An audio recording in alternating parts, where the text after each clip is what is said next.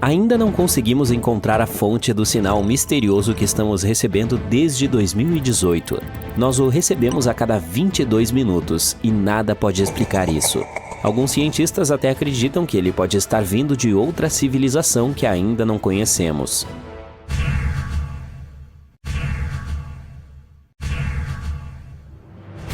Esse estranho sinal de rádio não foi encontrado por um cientista em uma missão. Na verdade, ele foi descoberto por um estudante universitário que estava apenas fazendo um projeto regular para a escola.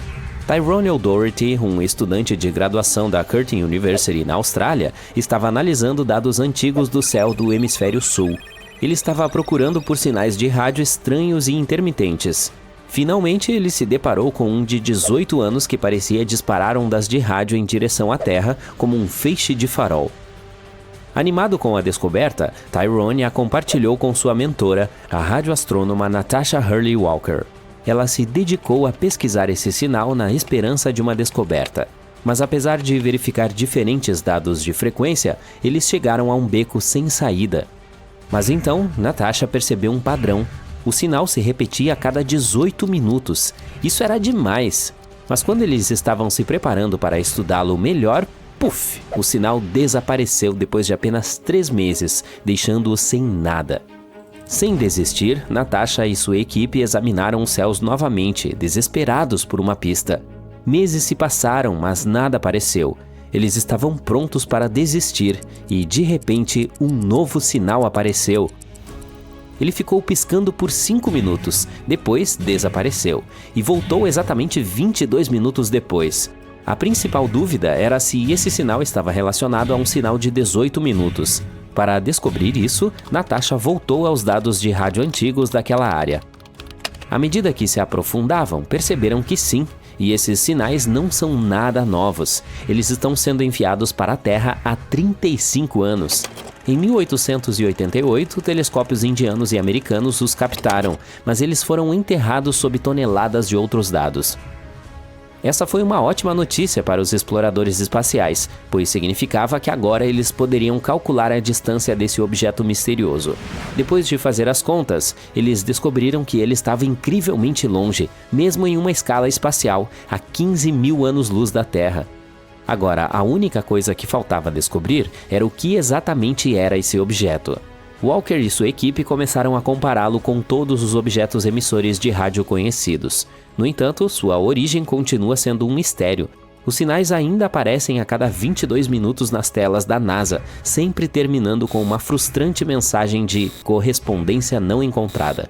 Os cientistas o chamaram de J183910. Alguns acham que o sinal pode vir de alguns seres extraterrestres. Talvez seja o sinal que o SETI, a busca por inteligência extraterrestre, esteja esperando.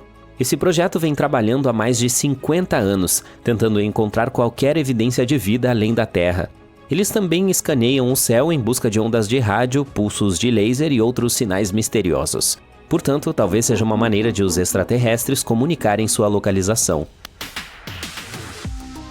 Embora essa ideia possa parecer empolgante, precisamos ter cuidado ao tirar conclusões precipitadas. Primeiro, não temos provas sólidas para isso. Antes de qualquer evidência concreta, trata-se apenas de especulação. Além disso, há outras explicações mais plausíveis. O mais provável é que seja proveniente de um fenômeno natural, e há algumas teorias para isso. A primeira é a teoria do pulsar. Imagine uma estrela enorme no espaço, muito maior do que o nosso Sol. Às vezes, essas grandes estrelas terminam suas jornadas de vida em um evento espetacular chamado supernova. Quando isso acontece, o núcleo da estrela entra em colapso, tornando-se supercompacto, como se você estivesse espremendo todo o material da estrela em um espaço minúsculo. Esse núcleo minúsculo e superdenso é chamado de estrela de nêutrons. Algumas dessas estrelas de nêutrons são muito especiais. Nós as chamamos de pulsares. Elas receberam esse nome porque parecem pulsar com energia, como um farol espacial.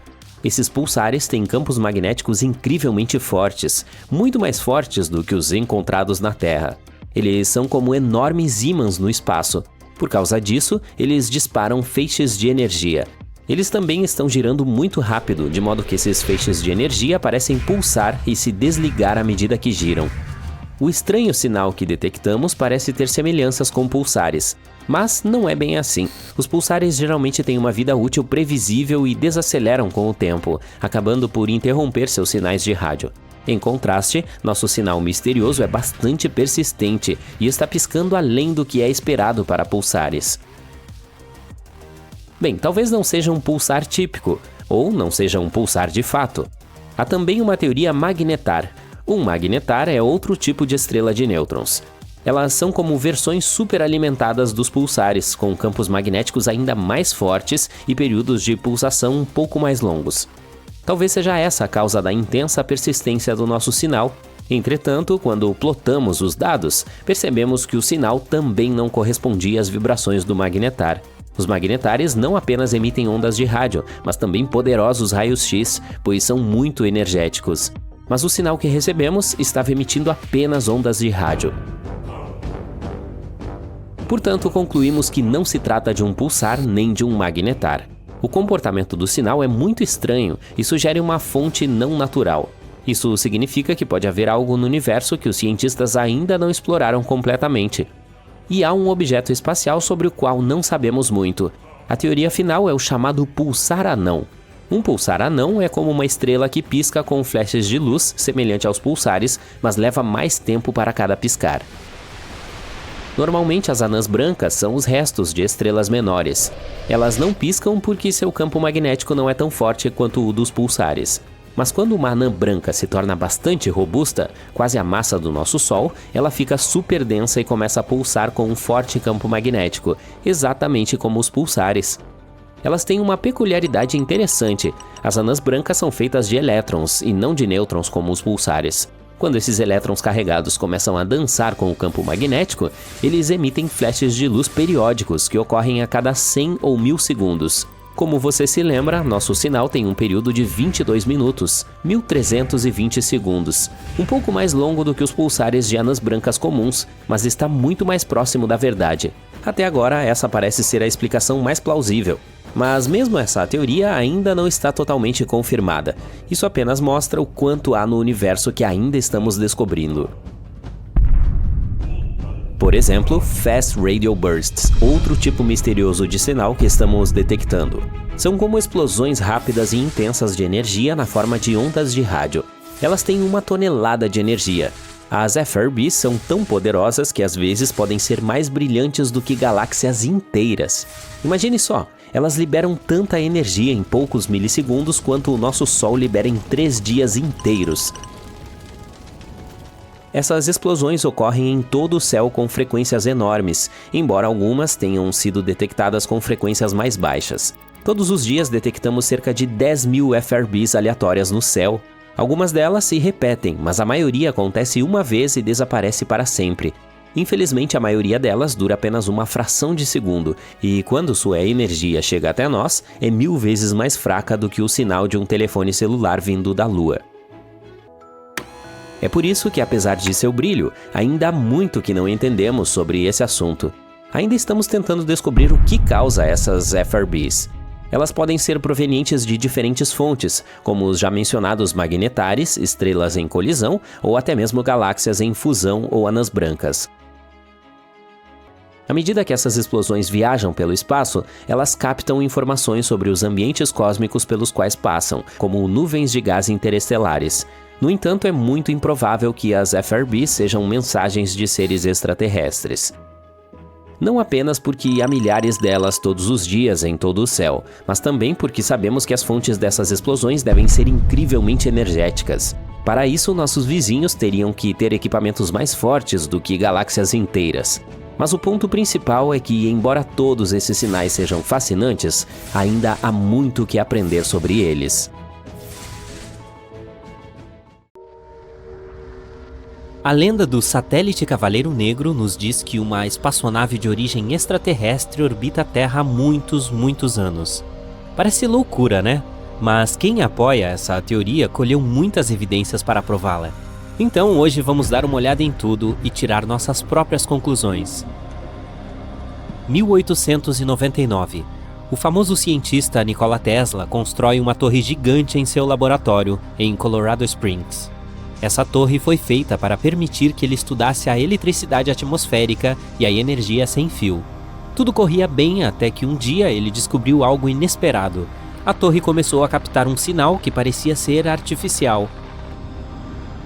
Primeiro, Tesla achou que o sinal estava vindo de algum lugar da atmosfera, mas parece que ele estava vindo de uma altura ainda maior, do espaço sideral. Tesla concluiu que esse sinal havia sido enviado por algum ser extraterrestre. Porém, a comunidade científica ignorou a teoria dele. Apesar de respeitarem a genialidade de Tesla, eles ainda o consideravam um esquisitão. Contudo, poucos anos depois, os relatos do cientista foram confirmados. O inventor do rádio sem fio, Guglielmo Marconi, interceptou sinais parecidos. Depois, em 1927, o engenheiro norueguês de rádio Jørgen Haus percebeu algo diferente. Quando ele enviava sinais em determinado comprimento de onda, eles eram enviados de volta poucos segundos depois. No começo, ele pensou que poderia ser um eco de rádio. Não é incomum que ondas curtas de rádio saltem entre a Terra e a estratosfera.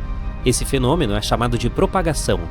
Mas em geral isso ocorre muito rapidamente, em cerca de 1/7 de segundo após a transmissão original. Porém, os sinais que Jørgen recebeu levaram cerca de 15 segundos para voltar. Eles também eram diferentes do eco de rádio com o qual as pessoas estavam acostumadas. O engenheiro não foi o único a presenciar esse fenômeno. Muitos entusiastas de rádio descobriram e confirmaram os tais sinais, mas ninguém encontrou uma explicação. Então, o que era aquilo? Será que Tesla estava certo esse tempo todo? Vamos destrinchar isso. Antes de tudo, os sinais existiram mesmo e foram documentados por muita gente. Porém, os sinais do Tesla e do Marconi e os ecos do Haus são coisas totalmente diferentes. Na verdade, Tesla e Marconi captaram sinais vindo de pulsares. Pulsares são estrelas de nêutron que giram muito rapidamente. Elas nascem quando estrelas maiores que o nosso Sol terminam seu ciclo de vida. Depois disso, elas se tornam estrelas de nêutron e recebem um impulso tão forte que começam a girar a uma velocidade insana. Ao mesmo tempo, as ondas de rádio que as pulsares emitem têm um alcance muito grande, podendo chegar até o nosso planeta. As pulsares foram descobertas apenas em 1968, então é compreensível que Tesla e Marconi não tenham conseguido explicar os dados que receberam. Mas e o que Jørgen Haus viu? O que ele descobriu agora é conhecido como LDEs, ou ecos de longo atraso. Esse é um conceito mais complexo, pois, para falar a verdade, esses ecos ainda continuam sendo um mistério. Cientistas sugerem que os LDEs podem ser causados por algo que está na atmosfera terrestre, ou podem ser refletidos das nuvens de plasma do Sol ou até da Lua. Infelizmente, ainda não sabemos a verdade. O outro incidente aconteceu em 1960.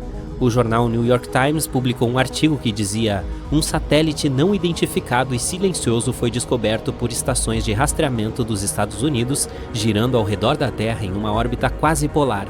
A identidade e a origem do misterioso satélite, que foi apelidado de satélite negro, ainda são desconhecidas, apesar das quase 2 semanas de rastreamento. Muitas pessoas acreditam que isso deve ser o famoso satélite Cavaleiro Negro. Contudo, mais tarde, cientistas confirmaram que era apenas resquícios de um satélite comum que tinha se desviado da rota. Ele estava dando defeito e os propulsores o enviaram para a direção errada, afirmaram.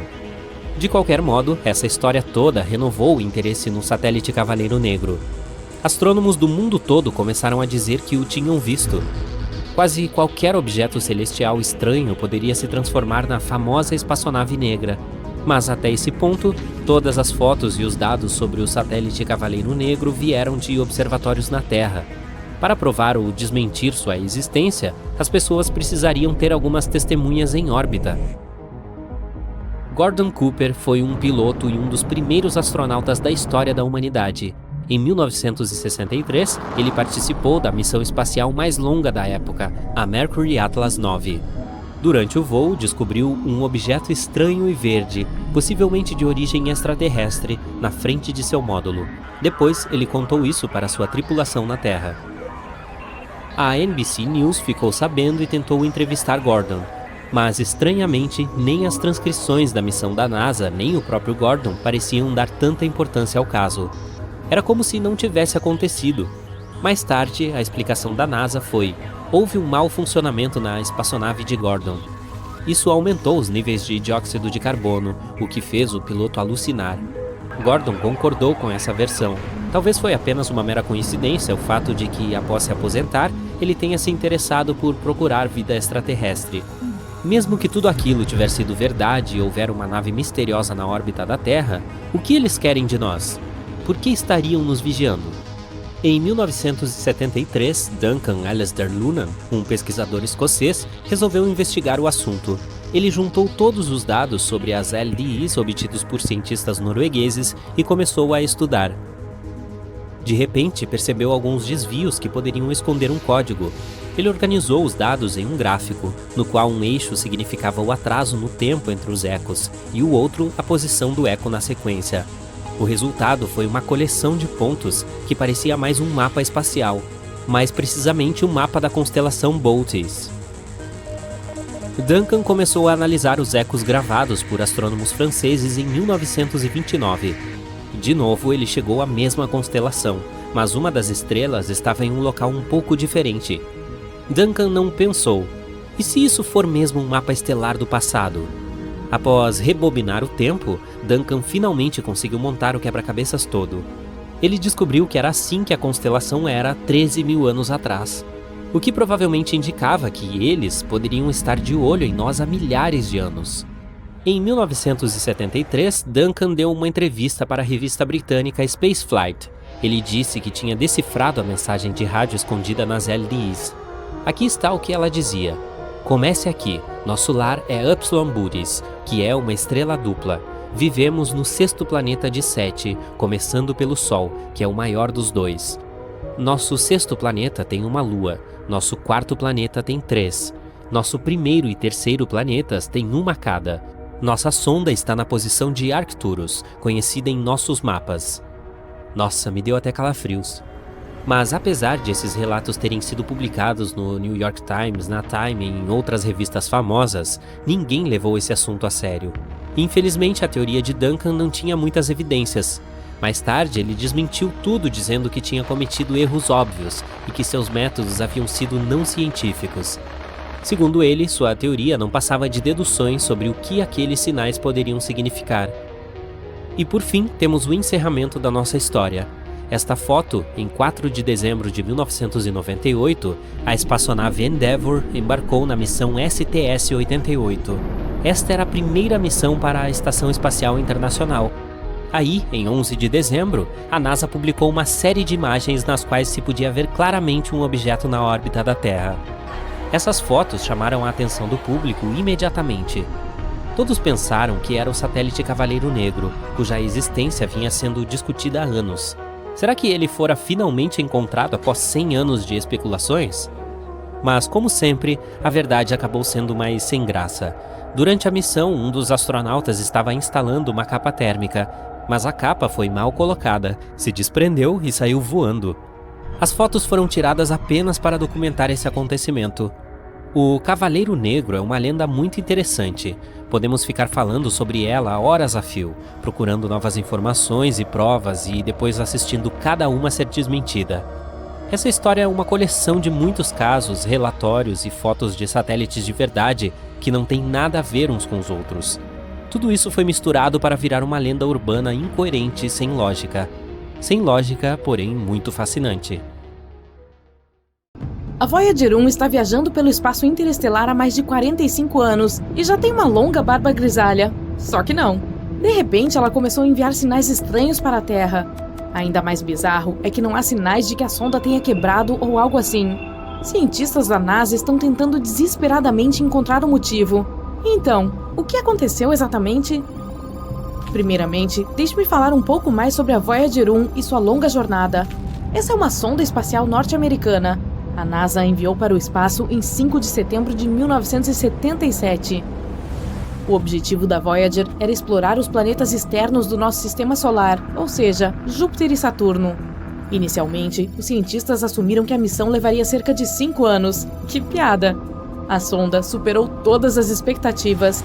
Não só cumpriu sua missão, mas ainda está funcionando por muito mais tempo do que o esperado. A Voyager 1 viaja pelo espaço há mais de 45 anos. É difícil subestimar o que a Voyager 1 fez pela ciência. Em primeiro lugar, enviou com sucesso muitas fotos de Júpiter e Saturno para a Terra. Por sinal, você pode até conferir essas fotos, todas elas estão publicadas no site da NASA. Graças a Voyager, também descobrimos várias luas novas de Júpiter e um sistema anteriormente desconhecido de seus anéis. Aprendemos que a famosa mancha vermelha de Júpiter é na verdade uma tempestade gigantesca e super rápida. E após deixar a órbita de Netuno para trás, a sonda também enviou muitos dados importantes sobre plasma interestelar. E então, a Voyager 1 provou com sucesso aos cientistas o quão útil ela era. Depois disso, se dirigiu alegremente para o seu próximo objetivo, o Cinturão de Kuiper e a Heliosfera. O Cinturão de Kuiper é um anel de corpos gelados que se estende de Netuno até uma distância de aproximadamente 50 unidades astronômicas do Sol. É meio parecido com um cinturão de asteroides, mas cerca de 20 vezes mais largo e 100 vezes mais pesado. E a heliosfera é uma área ao redor do Sol onde a pressão do vento solar é equilibrada com a pressão do gás interestelar. Sim, eu sei, parece uma coisa científica difícil. Apenas tenha em mente que esses dados realmente nos ajudam a entender o universo como um todo. Então, essa é a última tarefa da Voyager, nos contar mais sobre o espaço interestelar. A sonda já nos enviou mais de 60 imagens para um mosaico do Sistema Solar a uma distância de mais de 6,4 bilhões de quilômetros da Terra. Os cientistas usaram essas imagens para montar uma única imagem colorida. A foto foi chamada de Pale Blue Dot, e você provavelmente já adivinhou o que é esse ponto, ou dot. Sim, é assim que nossa Terra se parece através dos olhos da Voyager. Essa foto mostra claramente o quão pequenos realmente somos. Mas a Voyager também tem outra missão ainda mais importante: contar a outras civilizações sobre nós, humanos. Você deve ter ouvido falar sobre a famosa Voyager Golden Records, ou discos de ouro da Voyager. Foram criados muitos arquivos de áudio e vídeo e adicionados a esses registros. Existem algumas seções. A primeira contém olá em 55 idiomas, incluindo antigos e extintos. Quase 80% das gravações são peças musicais diferentes. Música clássica, como Bach, Beethoven, Mozart e Stravinsky. Música folclórica de diferentes países e eras. E um pouco de blues, como músicas famosas de Louis Armstrong e Chuck Berry. Os 20% restantes das gravações contêm diferentes vozes humanas, sons da natureza e animais, assim como 116 imagens codificadas como sinais de áudio. Há também gravações de discursos de Kurt Waldheim, ex-secretário da ONU, e Jimmy Carter, ex-presidente dos Estados Unidos, com mensagens amigáveis. Além das gravações, os cientistas também incluíram uma agulha para tocá-las. Não se preocupe, eles também deixaram um desenho simples que mostrava como usar todas essas coisas e como traduzir os sons em imagens. Eles adicionaram as coordenadas da Terra, que criaram usando um mapa pulsar. Ele mostra a posição do Sol na Via Láctea. As gravações foram colocadas em uma caixa de alumínio coberta com ouro para protegê-las contra a radiação e a poeira cósmica. Carregando essas gravações, a Voyager 1 partiu em sua longa jornada e já percorreu uma bela distância, eu diria. No momento, ela está a 154 unidades astronômicas de distância de nós. Isso é cerca de 23,3 bilhões de quilômetros. Isso a torna o objeto feito pelo homem mais distante. Inicialmente, esse título pertencia à missão Pioneer 10, mas a Voyager a ultrapassou em 1998. Que pechincha para a NASA! Já passou e muito da sua data de validade. A Voyager 1 é realmente tão incrível que até ultrapassou sua irmã gêmea, a Voyager 2, que por sinal havia sido enviada para o espaço 2 semanas antes. A Voyager 1 se move a uma velocidade de 17 km por segundo. Isso é 56 mil km por hora. Mesmo o carro esportivo mais rápido do mundo viaja a uma velocidade de apenas 490 km por hora. Então, é difícil imaginar a velocidade da Voyager. De qualquer forma, no momento, a sonda está indo para as fronteiras da nuvem de Oort. Esse é o nome de uma camada hipotética de objetos gelados ao redor do Sistema Solar. Os astrônomos ainda não confirmaram sua existência, mas têm quase certeza de que está lá. Afinal, até mesmo os buracos negros eram apenas uma teoria até pouco tempo atrás. Infelizmente, a Voyager 1 não retornará ao Sistema Solar. Ela manterá contato com a Terra pelo menos até 2025, mas eventualmente perderemos a conexão com ela para sempre. Em 300 anos, chegará às fronteiras da nuvem de Oort. E em 30 mil anos, não estarei por perto então, finalmente deixará o Sistema Solar. E se nada acontecer com ela ao longo do caminho, em mais 10.000 anos, a sonda se aproximará da estrela anã vermelha Gliese 445 na constelação da Girafa. No futuro, ela provavelmente continuará vagando pela Via Láctea. E agora, vamos finalmente discutir a parte dos sinais misteriosos. Então, o que aconteceu? Bom, uma coisa bastante incomum. O Laboratório de Propulsão a Jato da NASA, que monitora e controla ambas as Voyagers, relatou esse problema em maio de 2022. Nossa nave espacial veterana de repente começou a enviar dados estranhos para a Terra. Toda a situação intriga até mesmo engenheiros da NASA. Aposto que você está pensando, vamos lá, ela provavelmente acabou de quebrar ou algo assim. Mas a verdade é que a Voyager 1 está completamente bem. Ela funciona como de costume, recebe e executa comandos da Terra e coleta e envia dados científicos. Mas as leituras do AACS, sigla do inglês para Subsistema de Controle de Atitude e Articulação, não mostram mais o que realmente está acontecendo com a Voyager. Esse sistema suporta a orientação da sonda no espaço e ajuda a manter contato com a Terra. Então, basicamente, os sinais significam que a orientação da sonda no espaço está confusa.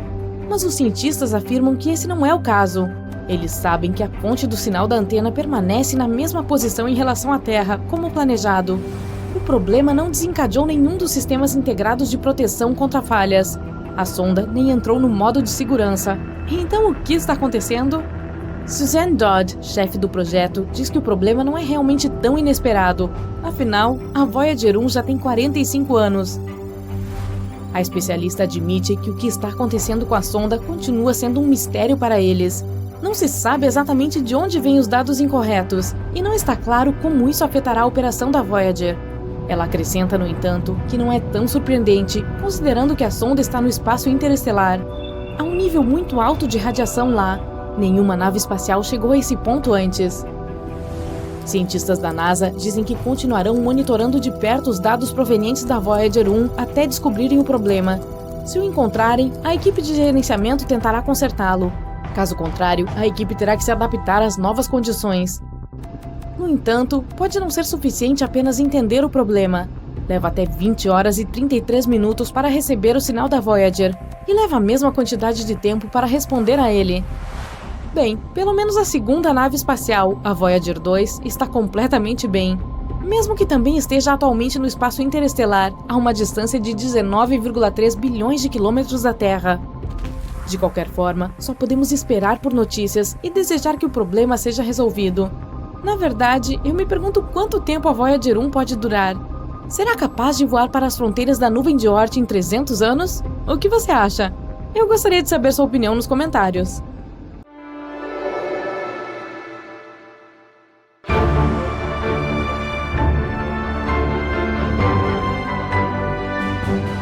No dia 20 de agosto de 1977, a missão espacial mais ambiciosa decolou da Terra. O objetivo principal da Voyager 2 era estudar de perto o sistema solar exterior. Isso foi possível devido a um raro alinhamento de planetas. A Voyager 2 deveria estudar todos os gigantes gasosos do sistema solar: Júpiter, Saturno, Urano e Netuno. Os astrônomos também esperavam que pudessem encontrar e explorar os limites do sistema solar. Como a Voyager 2 foi construída para viagens interestelares, a sonda foi equipada com uma grande antena de 4 metros de largura. Isso permitiu que a espaçonave enviasse os dados coletados de volta para a Terra. Durante a jornada, a sonda espacial descobriu a 14ª lua de Júpiter. A Voyager 2 foi a única nave espacial a estudar todos os 4 planetas gigantes de perto. Ela foi o primeiro objeto de fabricação humana a voar além de Urano, onde encontrou 2 novos anéis e 10 novas luas. A Voyager 2 também voou por Netuno e registrou sua grande mancha escura, que é uma enorme tempestade giratória no hemisfério sul do planeta. A tempestade é do tamanho da Terra e se move a uma velocidade de 2.400 km por hora. Esses ventos são os mais fortes já registrados em qualquer planeta do Sistema Solar. Na história da exploração espacial, apenas 5 espaçonaves conseguiram deixar a atração gravitacional do Sistema Solar. Elas foram Pioneer 10 e 11, Voyager 1 e 2 e New Horizons. Os humanos lançam milhares de objetos no espaço. Esses objetos superam facilmente a gravidade da Terra. Mas o Sol tem cerca de 300 mil vezes a massa do nosso planeta natal. É por isso que a atração gravitacional dele é muito mais difícil de combater. Ainda mais impressionante, a Voyager 2 é o segundo objeto de fabricação humana na história a alcançar o espaço entre as estrelas depois de passar pela heliosfera. Essa é uma bolha de campos magnéticos e partículas produzidas pelo Sol que protege o sistema solar. 2 anos após o lançamento, a Voyager 2 começou a transmitir as primeiras imagens de Júpiter. A sonda espacial forneceu aos cientistas informações bastante necessárias sobre Io e Europa, algumas das maiores luas de Júpiter. Em seguida, a missão espacial passou pelo próprio gigante gasoso. A distância entre a espaçonave e o planeta era de cerca de 644 mil quilômetros. Foi quando a sonda percebeu algumas mudanças na forma e na cor da Grande Mancha Vermelha. É um enorme sistema de tempestades de longa duração, como um furacão na Terra, mas muito, muito maior. 2 anos depois, a Voyager 2 chegou em Saturno. Ela descobriu raios e dobras em alguns dos anéis do planeta. Enquanto a espaçonave voava para trás e para cima, passando pelo gigante gasoso, ela passava pelo plano dos anéis de Saturno. Naquela época, a velocidade da Voyager era de cerca de 13 km por segundo. Por vários minutos, a sonda foi atingida por milhares de grãos de poeira do tamanho de um micron. Isso mudou a direção dela, e seus jatos de controle tiveram que disparar muitas vezes para estabilizar o veículo. Depois de explorar Urano e Netuno, a espaçonave rumou para fora do sistema solar. Seus instrumentos foram colocados em modo de baixa potência a fim de economizar energia. Em agosto de 2007, a espaçonave passou pelo choque de terminação. Essa é a fronteira que marca o limite externo da influência do Sol. Aqui, os ventos solares diminuem. No verão de 2013, a sonda atingiu o espaço interestelar. No entanto, quando se trata de enviar e receber sinais no espaço, existem 3 fatores que você deve ter em mente: distância, potência e tempo. Quanto mais longe uma espaçonave está, mais longe um sinal precisa viajar antes de alcançá-la, e mais tempo leva para esse sinal alcançar a espaçonave. E quando finalmente chega lá, está extremamente fraco. Outro problema é que uma vez que a espaçonave é lançada, ela não pode ser atualizada. Ela está literalmente presa à tecnologia com a qual foi equipada.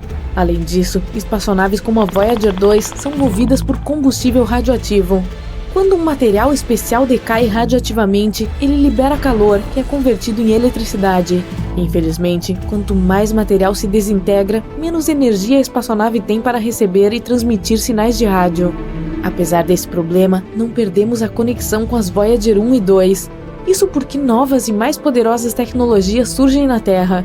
Os sinais que as pessoas enviam agora podem alcançar muito mais longe do que antes.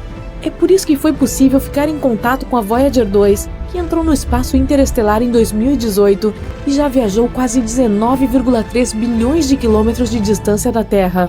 Mas em março de 2020, o principal equipamento que permitia aos cientistas trocar sinais com a nave foi desligado. Depois que a comunicação com a espaçonave parou, a NASA passou cerca de 11 meses atualizando sua Deep Space Network, que em português quer dizer Rede de Espaço Profundo, e instalando novo hardware. A DSN é uma matriz internacional de enormes antenas de rádio que ajudam os astrônomos na Terra a se comunicarem com missões interplanetárias. Essas antenas ficam na Califórnia, Madrid e Canberra. A que costumava manter contato com a Voyager é uma antena parabólica de 70 metros de largura em Canberra. Esse é o único equipamento que pode enviar comandos capazes de alcançar a sonda. Essa antena, conhecida como DSS-43, começou a operar em 1972, 5 anos antes do lançamento das Voyager 2 e 1. Naquela época, ela tinha apenas 64 metros de largura.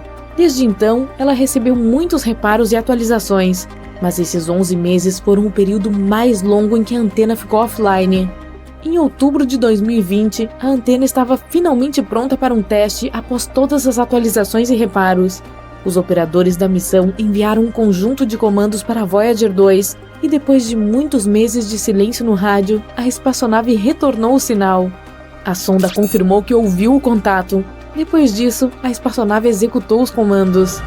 Enquanto a antena estava offline, os operadores da missão ainda conseguiam receber dados científicos e atualizações da Voyager 2. Os astrônomos continuavam recebendo dados do espaço interestelar, a região fora da heliosfera solar. Mas eles não conseguiam enviar nenhum comando para a sonda, pois ela viajou para muito longe da Terra. A antena atualizada recebeu 2 novos transmissores de rádio, e foi na hora exata. Um dos transmissores, que era usado para se comunicar com a Voyager 2, não havia sido substituído em quase 50 anos. A antena também recebeu novos equipamentos de resfriamento e aquecimento, bem como outros eletrônicos necessários para suportar os transmissores avançados. Uma coisa curiosa sobre a Deep Space Network é que suas antenas de rádio são posicionadas de forma muito precisa. Elas estão distribuídas igualmente ao redor do globo. Dessa forma, quase todas as espaçonaves podem ficar em contato com pelo menos uma instalação o tempo todo, mas a Voyager 2 é uma exceção. Em 1989, ela sobrevoou Tritão, a lua de Netuno. Esse foi o único e mais próximo encontro que as pessoas tiveram com o 8º planeta do Sistema Solar e sua lua. A propósito, Tritão é o maior objeto conhecido que se acredita ter nascido no cinturão de Kuiper. Esse cinturão é um anel em forma de donut ao redor do Sol, repleto de objetos de gelo. A Voyager 2 descobriu o sistema de anéis de Netuno e suas pequenas luas internas.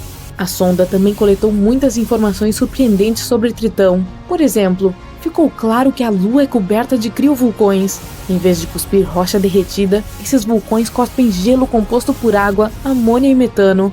Quando a espaçonave New Horizons passou por Plutão mais de 25 anos depois, descobriu o mesmo fenômeno no planeta anão. De qualquer forma, para fazer esse desvio, a Voyager 2 teve que viajar pelo polo norte do gigante gasoso. Mas isso mudou a trajetória da sonda, desviando-a para o sul em relação aos planos dos planetas. Desde então, a Voyager 2 tem se movido nessa direção.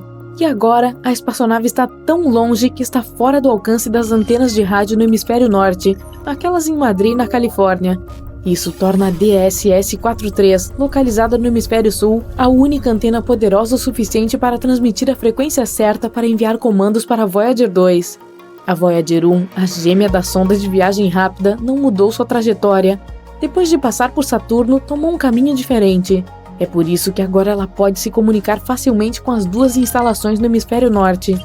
A atualização pela qual o complexo de comunicação de espaço profundo de Canberra passou também pode beneficiar outras missões espaciais. Por exemplo, o astromóvel Mars Perseverance, que pousou no planeta vermelho em 18 de fevereiro de 2021. A antena também será crucial para explorar outros planetas e a Lua. Uma parede de fogo se espalha em torno do epicentro do impacto, queimando tudo em seu caminho. As ondas levantadas pela explosão cobrem grandes cidades, e os terremotos são tão fortes que arranha-céus gigantes caem como se fossem um castelo de cartas. Essas são as possíveis consequências da colisão com o primeiro objeto interestelar da história a visitar o nosso sistema solar. Nós o descobrimos em 2017, mas ainda não temos certeza do que é. Um asteroide, um cometa ou uma nave espacial de alguma outra civilização. Até agora, os cientistas o chamaram de Oumuamua. Soa como uma vaca havaiana. Seja o que for, sua velocidade é muito maior do que a dos outros asteroides, cerca de 87 km por segundo. Nessa velocidade, você poderia cruzar os Estados Unidos de costa a costa em menos de 3 minutos. Portanto, esse asteroide pode viajar da Terra ao Sol em cerca de 2 meses. Em comparação, nossos foguetes podem viajar a até 27 mil km por hora. A mesma viagem pelos Estados Unidos levaria cerca de 9 minutos. Assim, muitos cientistas especulam que este é um objeto artificial criado por uma civilização muito avançada. Certo, a forma do objeto corrobora essa teoria. Ele é longo e estreito e lembra uma nave espacial. Tem cerca de 800 metros de comprimento, muito maior que a Torre Eiffel. Os cientistas decidiram ver se o Oumuamua era realmente uma nave espacial e apontaram alguns radiotelescópios para ele. Se a civilização naquela nave tivesse usado comunicações ou nos examinado com sua tecnologia, saberíamos disso. Mas o silêncio foi total, mais ou menos assim. Nenhuma única onda de rádio.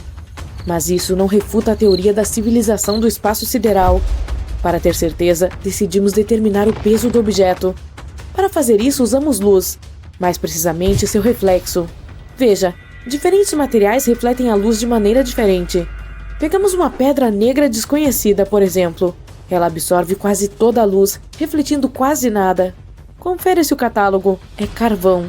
Sabendo o tamanho e o material do objeto, podemos determinar o seu peso. Portanto, precisamos ver quanta luz esse objeto reflete. E quando os cientistas apontaram seus telescópios para Oumuamua, descobriram que ele reflete cores que combinam com o ferro e também com algumas rochas sólidas. E Oumuamua estava piscando o tempo todo, um flash brilhante. Em seguida, ele desvanecia lentamente e depois começava a brilhar novamente. Isso significa que ele estava girando. E não estava girando em torno de seu eixo como uma flecha. Girava caoticamente, movendo suas bordas para cima e para baixo. Qualquer objeto artificial ou nave espacial teria sido dilacerado devido à sobrecarga, mas Oumuamua ainda está intacto. Isso significa que ele é feito de materiais super duros que evitam que ele se desintegre. E não é oco como uma nave espacial, é um corpo sólido. Ei, como eu. A velocidade surpreendente desse objeto o torna bastante misterioso. Alguns cometas podem ter a mesma velocidade ou até mais alta, mas eles também têm uma espécie de efeito de foguete. Então, quando a espaçonave parte da plataforma de lançamento, você vê o fogo saindo de seus motores. A cada segundo, o foguete mistura combustível com oxigênio, inflamando-os e ejetando-os a uma velocidade tremenda. De acordo com as leis da física, isso é como empurrar uma parede. O foguete meio que salta com os gases de combustão que emite. É assim que o foguete cria impulso e acelera. Os cometas funcionam segundo um princípio semelhante. Os raios do Sol atingem a superfície do cometa. Elementos leves como o gelo começam a evaporar. Esse gás vai para um lado, o cometa vai para o outro. Assim como um foguete, o cometa está empurrando o gás em evaporação e acelerando. Este gás também forma a longa cauda do cometa. É como se a rocha maciça estivesse arrastando todo esse gás para trás. Ou é como um carro puxando o ar quando vai em alta velocidade. Mas Oumuamua não é um cometa e não tem o mesmo efeito de foguete que um cometa. Então, ele não poderia ter acelerado até essa velocidade. Mas alguns cientistas acreditam que o Oumuamua costumava ter cauda. Embora o tenhamos descoberto em 2017, ele entrou em nosso sistema solar em 1995 e foi atingido pelos raios solares ainda naquela época. Quando o descobrimos, ele já havia perdido cerca de 95% da sua massa. Simplesmente evaporou. Outros cientistas acreditam que Oumuamua obteve essa velocidade durante seu nascimento em algum lugar distante em outro sistema estelar ou nebulosa. Talvez tenha sido uma colisão dramática de algum exoplaneta com outro objeto cósmico. A energia explosiva colossal da colisão jogou o fragmento alongado no espaço sideral. Ou pode ter sido uma explosão de supernova. Quando uma estrela chega ao fim de sua vida, ela se torna uma gigante vermelha. É uma versão inflada da estrela, centenas de vezes maior. Então, ela encolhe e explode com uma força tremenda. As ondas de explosão podem viajar muitos anos-luz de distância do epicentro, e é um dos eventos mais brilhantes do universo. Portanto, a supernova pode ter despedaçado algum exoplaneta. Um deles, Oumuamua, ganhou muita energia e velocidade e começou sua longa jornada em direção à Terra. Isso pode explicar por que Oumuamua gira tão descontroladamente. Mas recentemente, cientistas publicaram uma teoria em que Oumuamua pode ser um bloco gigante de gelo. O gelo com o qual estamos acostumados é água, H2O, mas no Oumuamua pode ser gelo de nitrogênio, N2. Pode ter permanecido intacto no sistema interestelar por 500 milhões de anos. E quando chegou ao nosso sistema solar, o gelo de nitrogênio poderia ter refletido 2/3 dos raios solares. Portanto, não esquentou tanto. Isso explica por que Oumuamua não tem cauda. O mesmo gelo de nitrogênio pode ser encontrado em Plutão, bem como em Tritão, uma das luas de Netuno. Então, Oumuamua viria de um exoplaneta gelado semelhante, mas só podemos ter certeza enviando uma sonda espacial até ele. Os cientistas bolaram um plano para isso, chamado Projeto Lyra. O problema é que Oumuamua está deixando nosso sistema solar em velocidades tremendas, muito mais rápido do que nossos foguetes podem voar. E precisamos alcançar essa rocha espacial o mais rápido possível, antes que ela se afaste demais. Para fazer isso, podemos usar uma manobra de gravidade. Primeiro, a sonda espacial sobrevoa Júpiter, passa perto de Júpiter para aproveitar sua gravidade e acelerar. Depois disso, a sonda irá em direção ao Sol, voará ao redor dele o mais próximo possível para disparar como uma catapulta em direção à rocha espacial. A segunda opção para alcançar o asteroide é usar microsondas. Temos que lançar cerca de 1000 delas em órbita. Elas não devem ser mais pesadas que um fósforo. Cada uma terá uma vela leve do tamanho de um ringue de boxe. Em seguida, focalizaremos um poderoso feixe de laser do solo para essa vela. Isso nos permitirá acelerar a sonda a cerca de 20% da velocidade da luz. Não deve ir muito rápido para não voar além do asteroide. Deve ser capaz de entrar em sua órbita ou pousar nele. Mas se formos muito lentos, Oumuamua deixará nosso sistema solar antes que possamos alcançá-lo. Será uma ótima experiência, porque no futuro poderemos usar esses asteroides como um táxi espacial. Tudo o que precisamos fazer é entrar na órbita de tal asteroide interestelar ou mesmo pousar nele. Então, continuaríamos nos movendo através do espaço a velocidades incríveis, sem usar nenhum combustível. Essa seria uma ótima opção para viajar longas distâncias, ou para entregar suprimentos a outros sistemas estelares. Então por que devemos ter medo de tais objetos? Uma colisão com um asteroide do tamanho do Oumuamua pode destruir um estado inteiro. Se acertasse em algum lugar do oceano, poderia causar ondas mais altas do que nossos arranha-céus. Os cientistas estão ansiosos para encontrar maneiras de nos proteger contra esses objetos. Se detectarmos um objeto potencialmente perigoso, podemos enviar uma nave espacial em direção a ele. Pé na tábua! A espaçonave terá que colidir com o asteroide em um ângulo capaz de mover sua trajetória um pouco. Movê-lo muito em uma escala cósmica mudaria dramaticamente o destino final do asteroide, e só precisamos fazê-lo passar pelo nosso planeta. Também podemos criar uma explosão controlada na rocha. Isso se baseia no mesmo princípio. A força da explosão teria que mudar ligeiramente a trajetória do asteroide, ou quebrar uma rocha gigante em pedaços menores. Asteroides com até 25 metros de largura queimariam completamente em nossa atmosfera devido ao atrito com o ar. Rochas entre 25 e 800 metros de tamanho podem não queimar completamente e causar danos locais. Qualquer coisa maior é considerada muito perigosa. Pense nisso. O método tradicional de ficção científica é colocar motores de foguete no asteroide. E então, podemos não apenas mudar a trajetória da rocha espacial, mas também controlá-la. E podemos usá-la contra outros asteroides. Seria algo como uma sinuca espacial.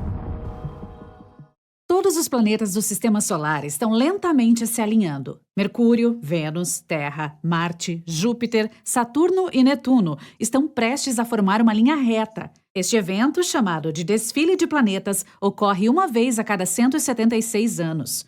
A última vez que isso aconteceu foi há quase 40 anos. E foi uma ótima chance de explorar todos eles de uma só vez. Em 20 de agosto de 1977, milhares de pessoas se reuniram do lado de fora do Centro Espacial Kennedy da NASA. Elas foram testemunhar o lançamento da missão espacial mais ambiciosa e distante da história. 5, 4, 3, 2, 1, partiu! O foguete Titan decolou da Terra e deixou a atmosfera. Assim que chegou ao espaço sideral, lançou a sonda Voyager 2, que começou sua jornada. Ela consistia em um ônibus de meio metro de altura e quase 2 metros de largura. Além disso, havia uma antena redonda de 3,5 metros de largura. A maior parte do equipamento científico foi montada em uma lança que se estendia 2,5 metros para fora. Em 5 de setembro de 1977, a Voyager 1, uma sonda espacial idêntica, partiu de nosso planeta e nos enviou fotos da Terra e da Lua. Logo, ultrapassou a Voyager 2, lançada 2 semanas antes. É por isso que a segunda sonda tem o número 1 em seu nome. E assim começou sua jornada pelo espaço escuro. 5 de março de 1979, a cerca de 4 distâncias Terra-Sol do nosso planeta. A Voyager 1 se aproximou de Júpiter e preparou seu equipamento científico para explorar o planeta. A sonda tinha vários equipamentos, incluindo um sistema de 2 câmeras com lentes teleobjetivas e grande-angulares. Dessa maneira, poderia tirar fotos completas, assim como em close-up, de lugares específicos do planeta e seus satélites. A sonda também tinha um sistema de radiociência para determinar a composição atmosférica, o peso e os campos gravitacionais dos planetas que encontrasse. Espectrômetros infravermelhos e ultravioletas podem ajudar a medir a radiação e a temperatura invisíveis ao olho humano. Vários sensores foram usados para examinar os raios cósmicos. A Voyager 1 foi a primeira a encontrar vulcões fora da Terra. Eles estavam no satélite de Júpiter, Io, onde há dezenas de vulcões ativos que constantemente expelem lava. Em seguida, a sonda apontou suas câmeras para a Grande Mancha Vermelha. Foi assim que as pessoas aprenderam que era uma tempestade gigante, semelhante a um ciclone, que não parou durante toda a história das observações de Júpiter. Foi também a primeira vez que raios foram detectados fora do nosso planeta natal. E no espectro invisível, A Voyager 1 notou que Io agia como um gerador elétrico para Júpiter. Íons, que são partículas carregadas, voavam constantemente em direção ao gigante gasoso. Esta corrente elétrica era de 5 milhões de amperes. Logo, a Voyager 1 continuou sua jornada. 5 meses depois, a Voyager 2 também se aproximou de Júpiter, que tem anéis ao redor. No entanto, eles não são como os de Saturno. Os de Júpiter consistem principalmente de poeira. Quando os satélites rochosos do planeta colidiram, se transformaram em pequenos detritos. Gradualmente, se transformaram em poeira fina. Então, a Voyager 2 se aproximou da Europa. Esta lua está completamente coberta por uma crosta de gelo, e abaixo dela pode haver um oceano líquido onde é capaz de existir vida. A Voyager 2 foi a primeira a capturar as rachaduras na crosta de gelo desse satélite natural. Enquanto voava perto de Io, a Voyager 2 descobriu que 6 vulcões em sua superfície ainda estavam em erupção. Isso significava que os períodos de atividade deles poderiam durar meses. Ambas as sondas espaciais circularam o gigante gasoso várias vezes e depois foram mais adiante no espaço. Tal manobra gravitacional permitiu que ganhassem mais velocidade e economizassem combustível para a viagem. Em 9 de novembro de 1980, a Voyager 1 já havia viajado 8 distâncias Terra-Sol desde a partida. Então chegou a Saturno e descobriu 3 novos satélites do gigante gasoso: Atlas, Prometeu e Pandora. Isso provou a teoria de que essas foram as luas que mantiveram os anéis do planeta alinhados. Também descobriu-se que, ao contrário dos de Júpiter, os anéis de Saturno também continham gelo. A Voyager 1 deu uma conferida em Titã, o maior satélite de Saturno, que é 50% maior que a nossa Lua e tem até uma atmosfera. É o único lugar no Sistema Solar, além da Terra, onde é provado que a água líquida existe. É por isso que os cientistas não negam a possibilidade de vida lá. Então, na hora de outra manobra de gravidade. A sonda mais uma vez se afastou da órbita do planeta. Desta vez estava mirando para cima em relação à linha do desfile dos planetas. Quase um ano depois, a Voyager 2 chegou lá. Ela fez um sobrevoo em vários satélites gelados de Saturno. Supostamente, há muito tempo, essas luas colidiram e retiraram enormes pedaços de gelo e rocha um do outro. Esses detritos orbitaram Saturno, colidiram e lentamente desmoronaram em poeira, consistindo de gelo e rocha. Foi assim que nasceram os famosos anéis de Saturno. Outra manobra de gravidade e a Voyager 2 partiu para o próximo gigante gasoso. 5 anos depois, chegou ao seu destino a 17 distâncias Terra-Sol do nosso planeta. Pela primeira vez, um objeto feito pelo homem se aproximou de Urano. A Voyager 2 descobriu 11 novas luas ali. Também descobriu que Urano era o planeta mais frio do Sistema Solar. Sua temperatura é de menos 213 graus. Isso é 4 vezes mais frio do que a temperatura no Polo Sul. Naquela época, a rede de espaço profundo estava sendo testada na Terra pela primeira vez. É uma rede de radiotelescópios em todo o planeta. Eles miram em certos pontos do céu para estabelecer comunicação com objetos extremamente distantes. Esses telescópios têm recebido com sucesso sinais das Voyagers 1 e 2. 25 de agosto de 1989. A Voyager 2 já havia percorrido 23 distâncias Terra-Sol e chegou a Netuno. Foi a primeira vez que as pessoas receberam imagens tão próximas desse planeta azul. A sonda descobriu 6 novas luas ali e também tirou as primeiras fotos dos anéis do planeta. Os engenheiros desligaram as câmeras do objeto espacial para poupar energia e poder usar o seu computador principal e os instrumentos que mediram o vento solar e interestelar. A Voyager 2 deixou Netuno e foi para o espaço profundo. Por isso, não precisava mais das câmeras. Alguns meses depois, a 1 enviou sua última foto para a Terra. Era um retrato de família de todo o nosso sistema solar. Cada ponto pálido era um planeta. Você mal consegue reconhecer a Terra na imagem. Depois disso, a câmera foi desligada para economizar energia. Este foi o início da missão interestelar para a Voyager 1. Por 15 anos, ela estava voando para a borda do sistema solar. Em 16 de dezembro de 2004, passou pelo choque de terminação.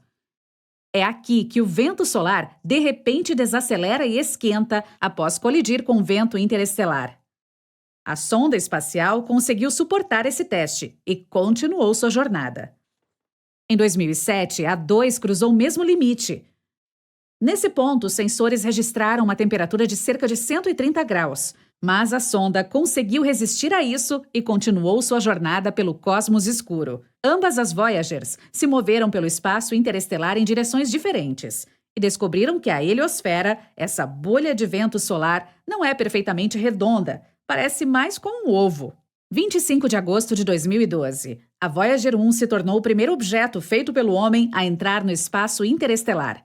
Agora também é o mais distante da história humana. Em 5 de novembro de 2018, a 2 também deixou o sistema solar. As duas sondas continuaram sua jornada para o espaço profundo.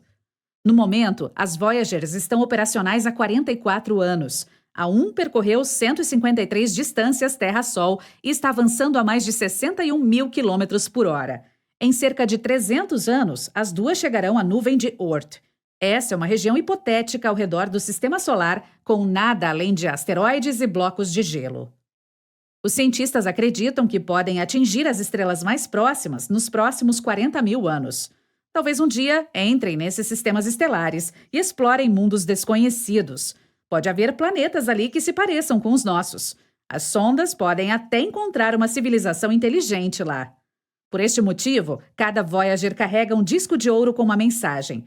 Existem 115 imagens. Entre elas estão nossos sistemas numéricos, um mapa do sistema solar e imagens dos planetas, diagramas de DNA humano, retratos de pessoas e paisagens da Terra. Há também saudações em 55 línguas, incluindo a mais antiga e mais nova delas. E ainda 90 minutos de música de todos os cantos do nosso planeta. As Voyagers ainda carregam um dispositivo para reproduzir esses sons. Se outra civilização se apossar desse disco, seus cientistas podem decodificar os dados passo a passo.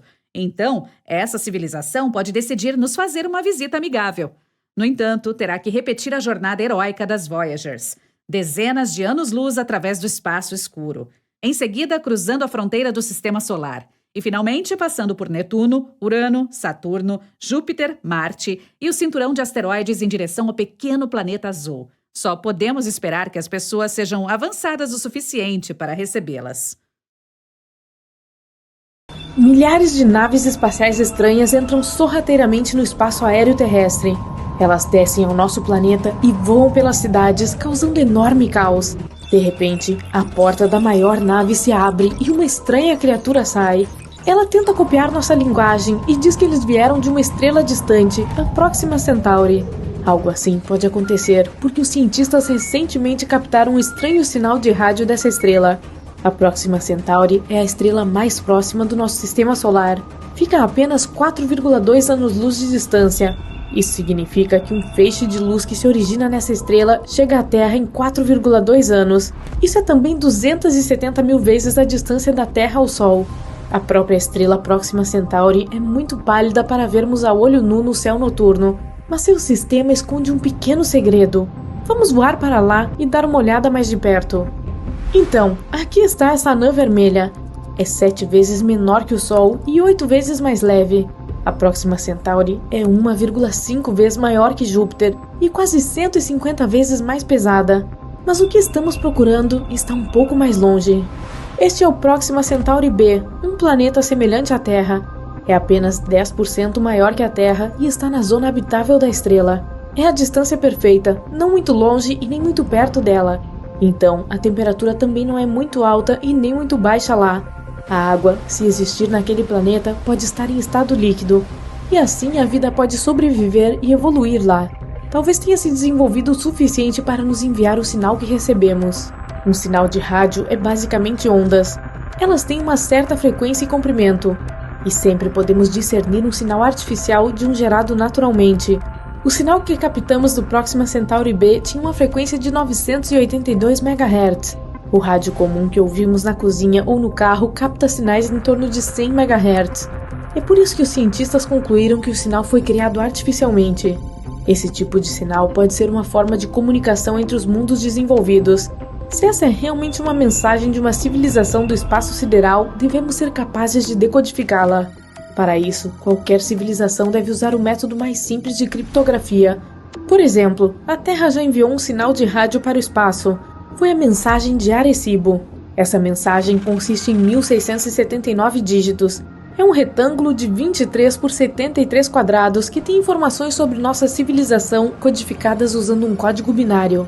Na parte superior do retângulo há um sistema de números que usamos. Eles estão marcados em branco. Essa coisa roxa é a chave para ler a parte seguinte da mensagem.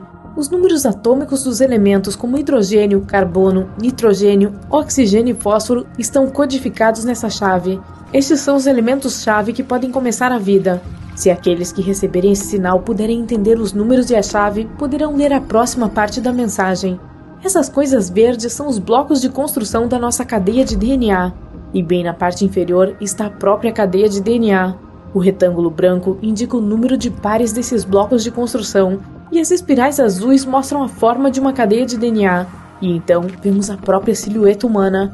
O objeto branco e azul à sua esquerda é um número codificado da nossa altura média. O ser humano em si é desenhado aqui nas extremidades da fita de DNA para que a civilização do espaço sideral possa entender como somos.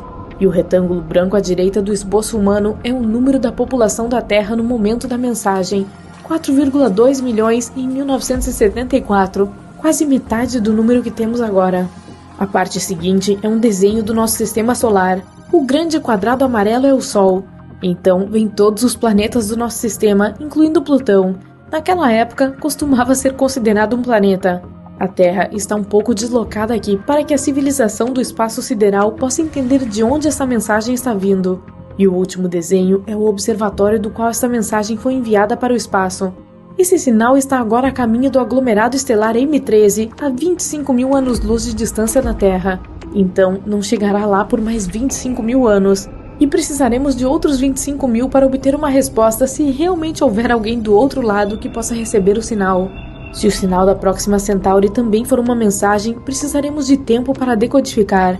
E então, vamos usar a nossa máquina de computação superpoderosa e esperar pelo resultado. Mas esse não é o primeiro sinal misterioso que já captamos na Terra. Os cientistas gravaram um sinal de uau incomum em 1977. Eles supunham que tenha vindo de algum lugar na constelação de Sagitário. O telescópio captou o sinal desconhecido por impressionantes 72 segundos. Mais tarde, um cientista que olhou para a impressão do sinal concluiu que era um sinal artificial. Ele escreveu uau na impressão como sua reação. As observações e estudos que se seguiram não conseguiram captar esse sinal novamente. Algumas teorias disseram que esse sinal veio de uma nave espacial celestial voando. Ela voou para longe e não conseguimos mais detectar o sinal. Mas muito provavelmente esse sinal foi criado na Terra. Foi direcionado para cima, mas refletido em um objeto em alta altitude. Poderia ter sido um avião, um satélite ou detritos espaciais orbitando nosso planeta. E assim, esse sinal foi captado pelo telescópio. E por ser feito pelo homem, todas as suas características, como comprimento de onda e frequência, poderiam ter confundido os cientistas. Em 2017, os cientistas registraram uma erupção na Próxima Centauri. O brilho da estrela aumentou 1000 vezes em apenas 10 segundos. Antes disso, houve outra erupção lá mais fraca, mas que durou cerca de 2 minutos. Com essas erupções, a Próxima Centauri emitiu enormes quantidades de radiação. Mesmo que houvesse vida no planeta companheiro da estrela, essas erupções provavelmente a teriam destruído. Os ventos estelares teriam simplesmente soprado a atmosfera do planeta e deixado a sua superfície sem vida.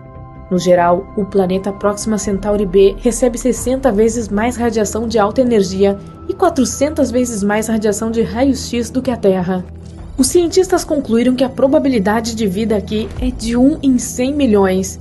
E embora ainda não saibamos ao certo se o sinal era artificial ou natural, o cenário de várias naves espaciais chegando à Terra provavelmente é impossível. Nosso único método de busca por civilizações no espaço sideral é usar ondas de rádio. Elas são como um barulho alto que se afasta do nosso planeta em diferentes direções na velocidade da luz. O principal problema aqui são as distâncias gigantescas. A nossa galáxia, a Via Láctea, tem 100 mil anos-luz de largura. Suponhamos que haja vida do outro lado.